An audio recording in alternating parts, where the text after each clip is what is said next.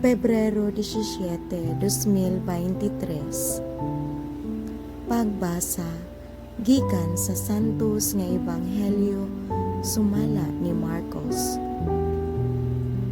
Unya gitawag ni Jesus ang katawhan ug ang iyang mga tinun-an ug miingon siya kanila, kun buot ang usa ka tawo mahimo nga akong tinun-an, kinahanglan nga kalimtan niya ang iyang kaugalingon.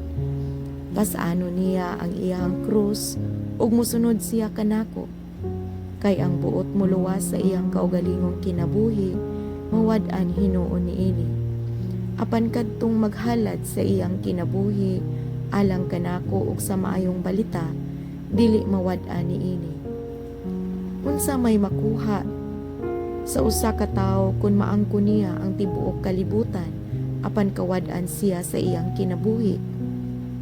Wala gayud. Walay bisan unsa nga ikahatag sa usa ka tawo aron mabawi niya ang iyang kinabuhi.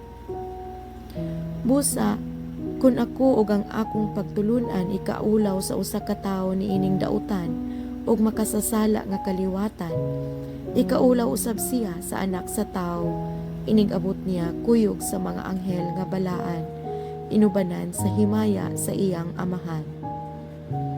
Ug miingon siya, timan ikini, pipila kaninyo dinhi dili mamatay, hangtod nga makita nila ang gamhanang paghari sa Dios. Ang ebanghelyo sa Ginoo. Daygon ko ikaw, O Kristo.